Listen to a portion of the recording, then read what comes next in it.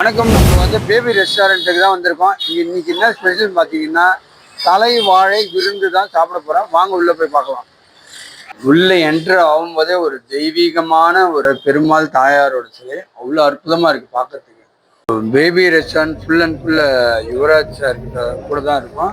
இப்போ இந்த தலைவாழை விருந்து எதுக்காகன்னு கேட்டபோது, வேலூர் மக்களுக்காக எல்லாம் வருடம் வருடம் பண்ணிட்டு இருக்கோம்.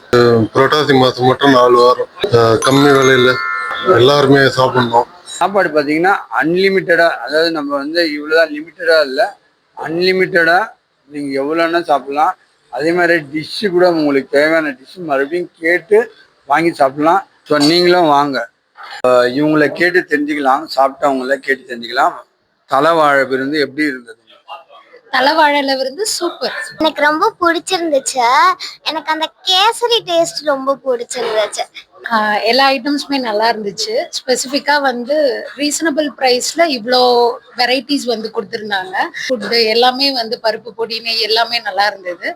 குழந்தைங்களும் என்ஜாய் பண்ணி சாப்பிட்டாங்க. பெருமாளோட அன்னப்பிரசாதமாக தான் எல்லாருமே நினைக்கிறாங்க. அதாவது அவரோட பிரசாதமாக கருதி எல்லாரும் சாப்பிட்டு மன மகிழ்ச்சியோடு இருக்காங்க.